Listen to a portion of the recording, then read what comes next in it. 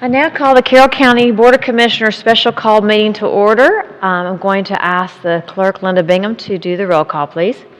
Chairman Morgan. Here. Vice Chairman Fuller. Here. Commissioner McClendon. Here. Commissioner Chance. Here. Commissioner Lee. Here. Commissioner Reynolds. Here. Commissioner Bailey. Here. At this time, I'll ask for a motion and a second to approve the agenda as presented. Motion approved. Second. Okay, all those in favor? Any opposed? Motion carries 7-0. At this time, we have two special presentations, the first one being Ovarian Cancer Awareness Month. This is for September. Whereas September marks Ovarian Cancer Awareness Month, providing an opportunity for communities to come together to educate, support, and advocate for those affected by ovarian cancer. And whereas ovarian cancer is the fifth leading cause of cancer deaths of women in the United States and causes more deaths than any other gynecological cancer, and whereas in the United States, a woman's lifetime risk of being diagnosed with ovarian cancer is about 1 in 78. And whereas the American Cancer Society estimates 19,680 cases of ovarian cancer will be newly diagnosed in 2024, and 12,740 individuals will die from the disease nationwide, including 620 new cases and 429 deaths in Georgia. And whereas the 5-year survival rate for ovarian cancer is 50%, and survival rates vary greatly depending on the state of diagnosis, and whereas there is not currently an effective diagnostic tool for screening and early detection does not exist, and whereas through education, research, and supportive initiatives, we can empower women to take charge of their health and improve outcomes for those diagnosed with ovarian cancer. Now therefore I, Michelle Morgan, Chairman of the Board of Commissioners of Carroll County, do hereby proclaim September 2024 as Ovarian Cancer Awareness Month and urge Carroll County citizens to join in raising awareness and supporting individuals and families impacted by ovarian cancer.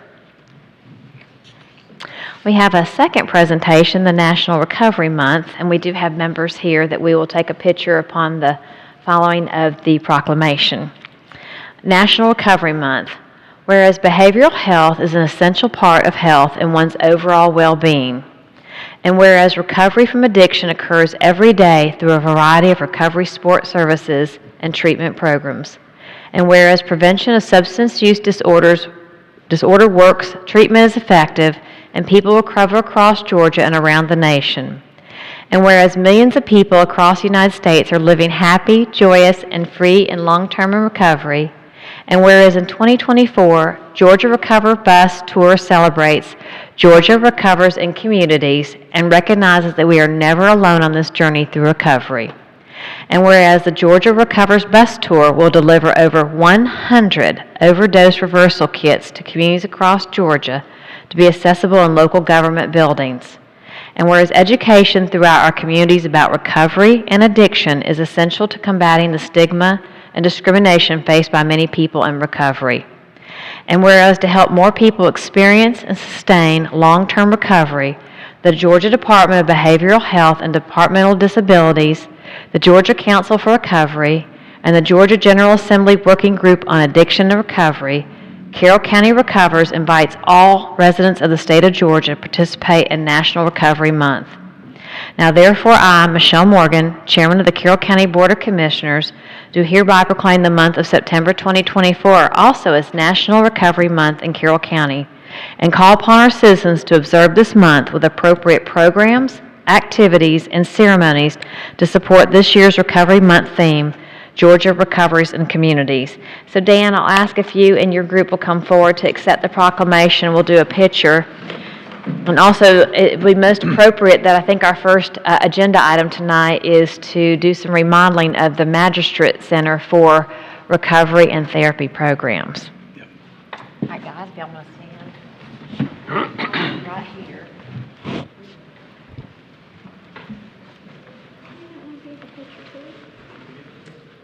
Sure, come on, man. You can.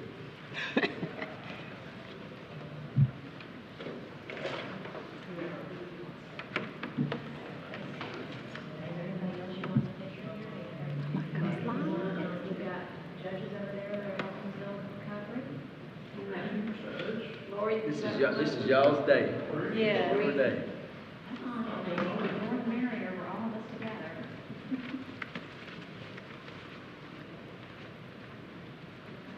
Smile at Nancy first.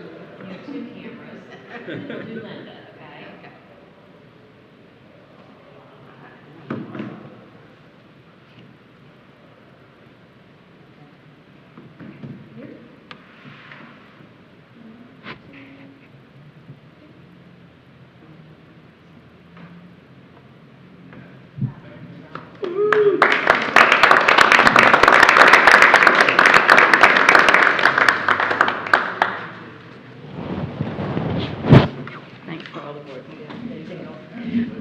Dan, I hate to put you on the spot. You want to take just a second and tell us about Recovery Day, just so the citizens, well, you got to stand here because the camera's over there.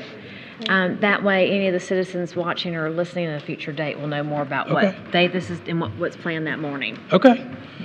So my name is Dan Dixon. I'm a person in long-term recovery. What that means for me is it's been almost 12 years since I've had the need to take anything to change my mind to affect any way I think, act, and feel. I love this county so much. Thank y'all for letting me be here today.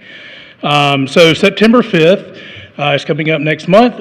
We will be at University of West Georgia at the Campus Center. We will have the Georgia Recovers bus tour, which will arrive. We will have, our theme this year is business and recovery. So we are supporting our local community and trying to get the message and the positive speech around this community, around people who are in recovery can and do get better, work really good jobs, help this community, and we just want to have a big event to highlight that and let everyone know that we're here and that we are here to help, love, serve, and just be great members of this community. So thank y'all so much for having me. And what time on September the 5th? It will be September 5th from 10 to 12. Great. So yeah, at the Campus Center right there on the college. We'll have volunteers out there. We'll have resources available. So it's going to be really exciting.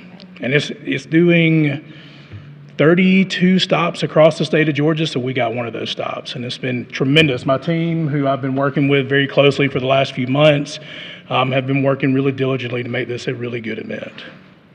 So yeah. Thank you. Thank y'all so much. Thank you. Yeah.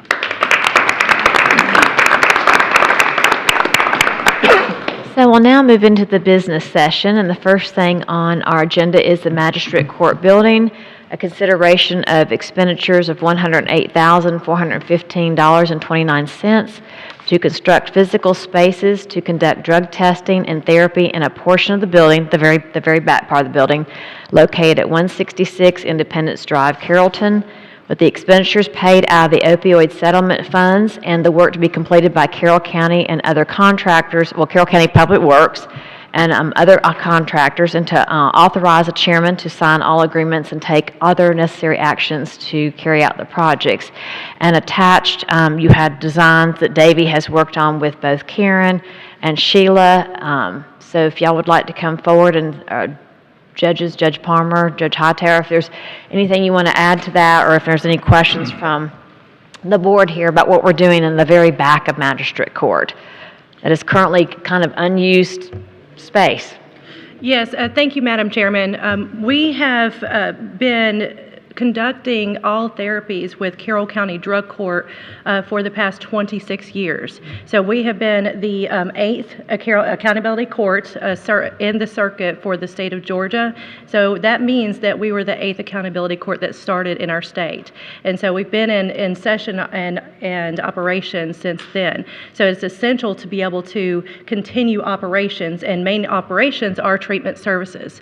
Treatment services right now are being conducted off-site at an off-site building, which is going to be absolved, in the future. So this would actually leave our program to be without treatment services. We would have to find elsewhere.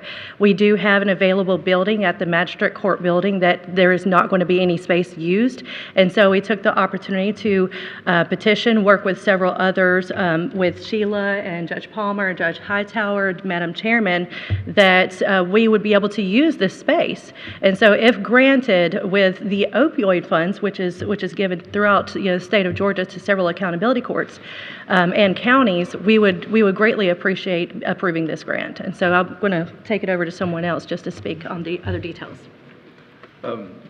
Just thank y'all for considering this. The young man who was just up here, Dan Dixon, I know many of y'all know him. Dan worked with us.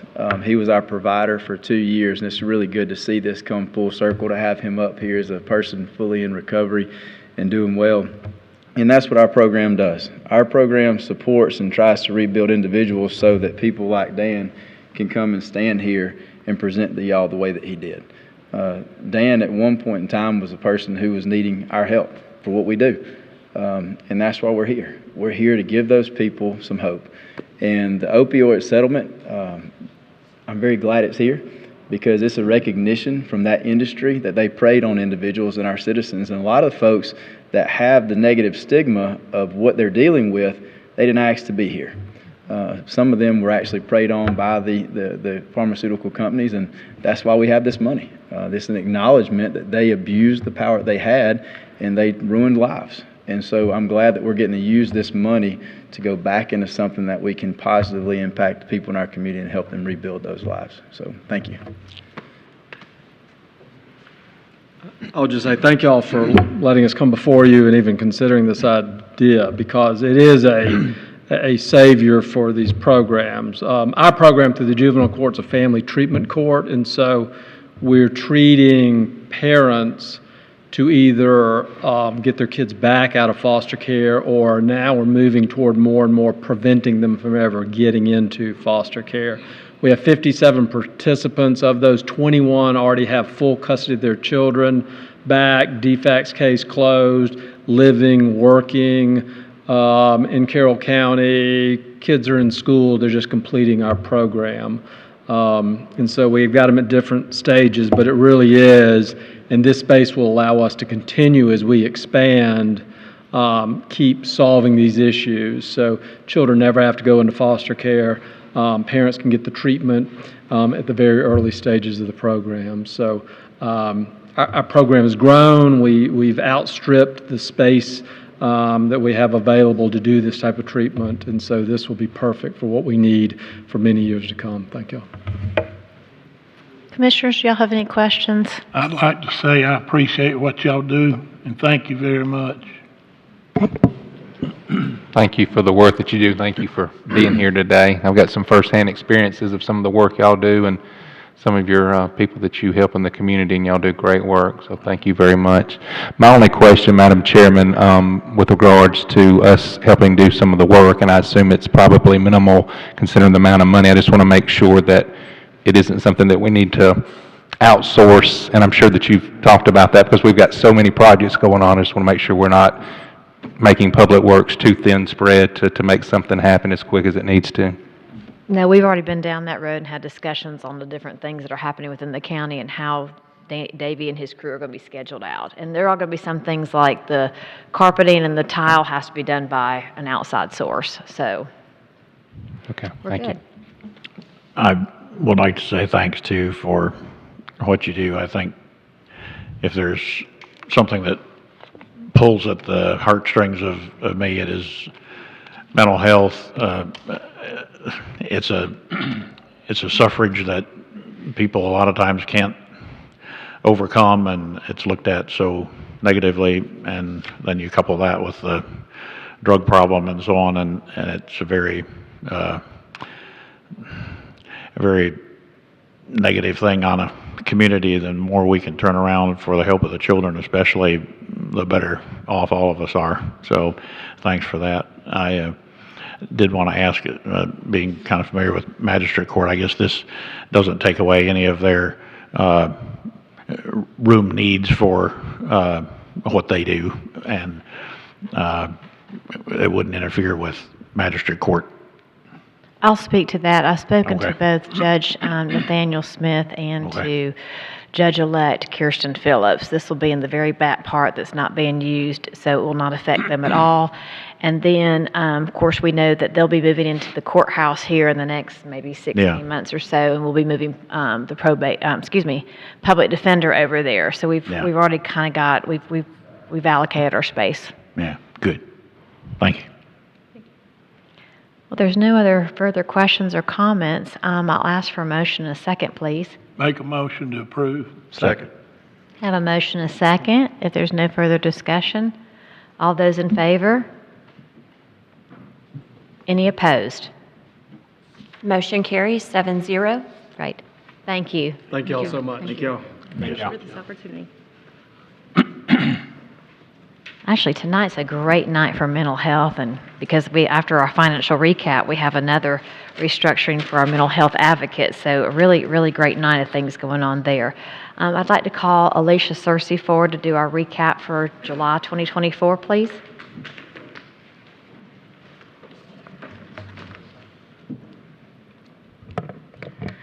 Good afternoon, Chairman and Commissioners. We have before us the financial results from July 31 of 2024. This is the first operating month of our new fiscal year. At the end of July, we recognized revenues of $3,470,000. That's down slightly compared to the prior year where we were at $3,566,000.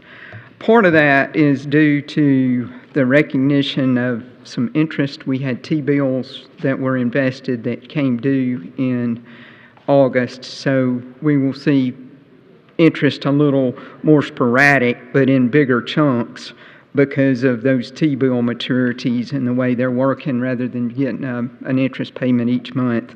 Even though we do on some of our accounts do get an interest payment on the large or portion of that's invested, we'll see that. Our expenses are pretty much running in line with where they should. According to here, we're at about 9.93%, but we have to take into account that we've paid our big insurance premium at the first of the year, so that pushed that percentage up. Without that, we would be below that 8.3%, which would represent the amount of the year that we've progressed through our expenses. On our 21 spliced, we continue to spend on projects.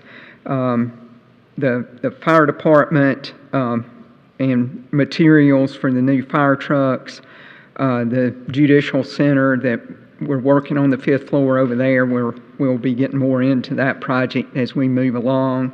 And then we've got some work that we've done at the admin building. We're continuing to pay the architect to push those plans forward. Those were the majority of the expenses in addition to just the normal public works things that we pay for each month. And then on the September, the 13 spliced, we only had a couple of expenditures in LMIG, and that was for the Tidwell Traffic Solutions that's doing the roads.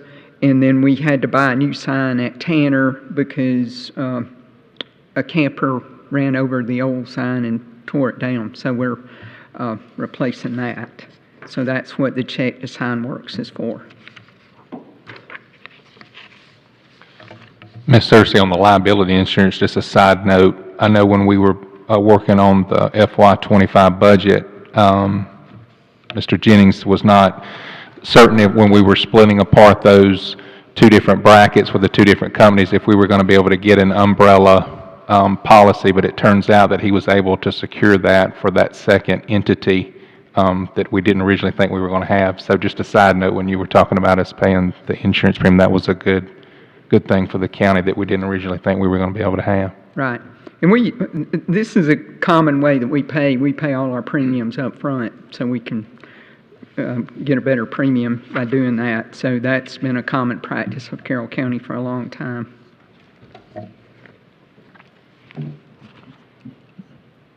No further questions. We will move on to 5.3, which is the Mental Health Advocates restructuring. It's a consideration to restructure 2 part-time positions to 1 full-time position. Lori Thomas, our program director from the Carroll County Early Diversion Programs here. Now this, just to remind everyone, was 4 years ago we approved a $1.3 million grant, and so we're in year 4. 5, thank you. So the we've already approved the money years and years ago, and then we just want to do some restructuring. So Lori is here to explain that to us. Yep. Good evening. My name is Lori Thomas. I'm the program director for the Carroll County Early Diversion Program, and this program is funded through a 5-year SAMHSA grant, which was totaled $1.5 million actually, and it was awarded to the county in 2020. We are in year 5 of the grant. The grant will end on April 29th of 2025. Tonight, I come before you to request consideration of a restructuring of 2 part-time positions and to create 1 full-time position. The full-time position would be for a peer support specialist in the early diversion program. The 2 part-time positions are currently vacant. 1 part-time person was promoted to a full-time case manager on the program, and the other part-time position they left for a full-time position at Willowbrook. The grant would cover 100% of the full-time position.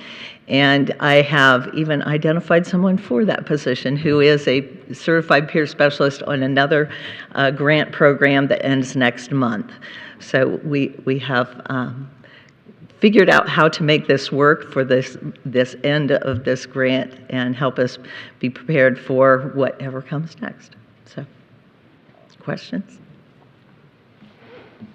I appreciate the work that you do. I guess my only question, just from a technical standpoint, I know many times when we approve positions that we're dependent on these funds that are coming in through a grant, that we have a stipulation there that the employment, that they understand Yes. that it is contingent, that there's no guarantee that once that Absolutely. is done, that they would be able to continue employment. And we certainly hope that we would be in a position that we can, but Yep. that's understood, I guess, in the contract when they're hired on the front end. It is. Okay. The program position description has been created and was approved through HR. It does contain language that says it is grant funded, and if the grant funds end, the position ends. Thank you.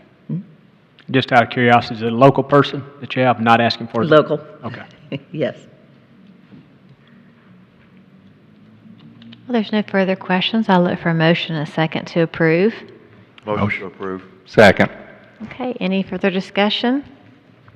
Seeing and hearing none, all those in favor? Any opposed?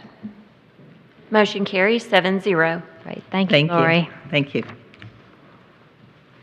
We're now going to move into 5.4, which is a road abandonment of Arnold Road, and we'll have, I'll open it up with a public hearing, I guess, or do I need to, well, should we have discussion first, or I come call Stacy and Danny to the podium, Danny Yates, Public Works, and then we'll all do the public hearing part. Thank you, Chairman and Commissioners. At the last meeting, you all voted to begin the process to abandon a portion of Arnold Road. So this meeting will have a public hearing, and then you could consider the proposed resolution whether or not you want to abandon that 1,641.23 feet approximately on Arnold Road. And Mr. Yates? Yeah, just a reminder, if to refresh your memories, Mr. Arnold contacted me about this several months ago, and I let him know it's a long, lengthy process, and tonight, this is going to be it tonight. But they have had several problems. I think they had some more problems just a couple of weeks ago up there. So At this time, I'll open it up for a public hearing. I know there are several citizens here who are in favor. I'll go ahead and ask if they want to come forward. If you don't, it's okay. If there's no opposition, I'm fine. Okay.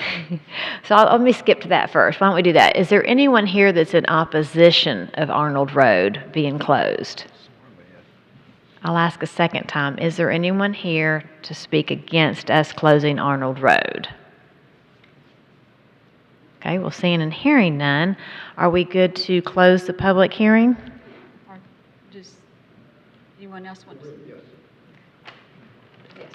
All right, so at this time, I'm going to close the public hearing, and I'm going to look for a motion and a second. I make a motion to approve. Second. Okay, I have a motion and a second to approve. Are there any questions or further discussion from the Board of Commissioners? Just an additional point of reference that Mr. Yates brought back some information when this process originally started that the other first responder agencies or other agencies outside of necessarily our umbrella of coverage all signed off that they did not have any opposition. I think that's important for the record as well. Yes, sir. Yes, sir. And I do have confirmation. I don't have it with me, but I do have emails from Carol EMC now and Community Development, and they are fine. One more question, Danny. Yes, sir. You said there have been some problems out there. What do you mean? Well, it's littering tires. Oh, There's a yeah. gentleman here a Okay. couple of weeks ago, they went down through there and just threw tires out. Constant traffic, people parking, and just sitting in the road, you know, and Yeah. I don't want to say up to no good, but shouldn't be doing it. And how will closing it get rid of those problems? Or That will stop the traffic coming in from the Paulding County side. Okay, because we'll put up barriers or something, or? Yes. Yeah. Oh, well. It'll be closed at the Paulding County line and then at Mr. Arnold's property line. Okay. Okay, I have a motion and a second. All those in favor? Any opposed? Motion carries 7-0. Thank you. Thank you all. This time we'll move into our last item, 5.5, a resolution to levy the 2024 taxes. We have heard back from the county school system. I'll call the County Attorney Stacey Blackman up to present the resolution to us. Thank you again. At the last meeting, you all confirmed that you did not want to advertise for a rollback. So this is a resolution for a full rollback. And so the millage rate proposed is reduced. Last year it was 6.6710, and this year it is 6.3630. So it's adopting that millage rate, and we have to set forth what the city's millage rates are, and then the school board decides their own millage rate, but we have to list it because they don't have power to levy the taxes. So it's just a formality, and there's have no choice but to include that in our resolution. And the resolution also sets forth the various homestead exemptions that benefit the citizens. Are there any questions? Can you give me that millage rate one more time, what it's rolling back to? It is rolling back to 6.3630. Thank you. Well, I think this is the least we can do for our citizens, and I'm totally supportive of it, so. Not only am I supportive of the full rollback, as I've stated before without going into lengthy detail, that Carroll County is one of only a handful in the state of Georgia that has a floating homestead that can date back as far as 2002 to lock in values, and then of course moving forward as well. But that is a huge, substantial savings for many of our tax paying citizens for their Carroll County Board of Commissioners portion of their tax bill. And so that's another positive for the citizens of Carroll County. Okay, I think I do have a motion and a second. No. Motion. Oh, I need a motion and a second. Motion to approve. Second. I have a bunch of motions and seconds. It's a good thing. All those in favor? Any opposed? Thank you. Motion carries 7-0. Great, thank you. So tonight, like I said, it was a special called meeting because we do this every August to levy the millage rate. And we will not have an August work session or a September meeting because we've concluded all the business that we had that was going to be on the September agenda. So at this time, I'll look for a motion and a second to adjourn us. Motion to adjourn. Second. I have a motion and a second. I don't gather there's any discussion. All in favor? Any opposed?